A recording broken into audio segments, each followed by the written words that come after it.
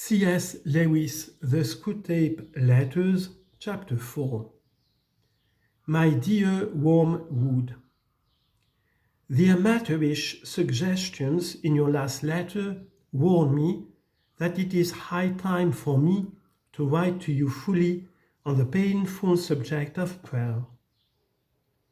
You might have spared the comment that my advice about his prayers for his mother, it proved singularly unfortunate. That is not the sort of thing that a nephew should write to his uncle, nor a junior tempter to the undersecretary of a department. It also reveals an unpleasant desire to shift responsibility. You must learn to pay for your own blunders. The best thing where it is possible is to keep the patient from the serious intention of praying altogether. When the patient is an adult recently reconverted to the enemy's party, like your man, this is best done by encouraging him to remember or to think he remembers the parrot-like nature of his prayers in childhood. In reaction against that, he may be persuaded to aim at something entirely spontaneous, inward, informal, and unregularized. And what this will actually mean to a beginner will be an effort to produce in himself a vaguely devotional mood in which real concentration of will and intelligence have no part.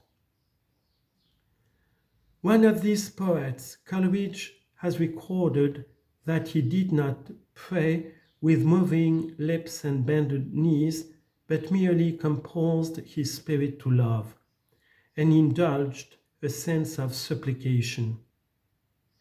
That is exactly the sort of prayer we want, and since it bears a superficial resemblance to the prayer of silence as practiced by those who are very far advanced in the enemy's service, clever and lazy patients can be taken in by it for quite a long time. At the very least, they can be persuaded that the bodily position makes no difference to their prayers, for they constantly forget what you must always remember, that they are animals and that whatever their bodies do affects their souls. It is funny how mortals always picture us as putting things into their minds. In reality, our best work is done by keeping things out.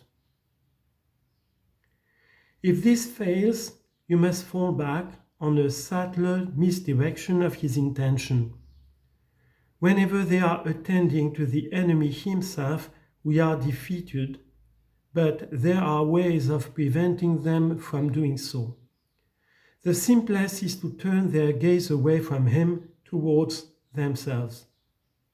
Keep them watching their own minds and trying to produce feelings there by the action of their own wills.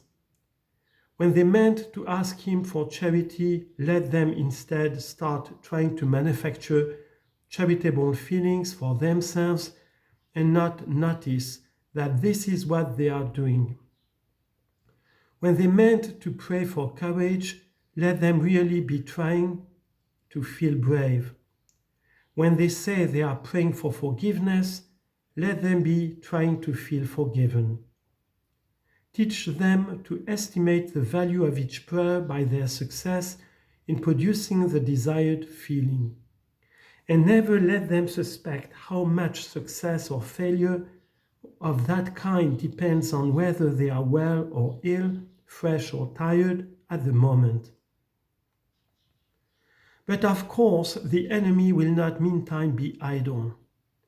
Wherever there is prayer, there is danger of his own immediate action. He is cynically indifferent to the dignity of his position, and ours as pure spirits, and to human animals on their knees, he pours out self-knowledge in a quite shameless fashion. But even if he defeats your first attempt at misdirection, we have a subtler weapon. The humans do not start from that direct perception of him, which we unhappily can't avoid. They have never known that ghastly luminosity, that stabbing and searing glare which makes the background of permanent pain to our lives.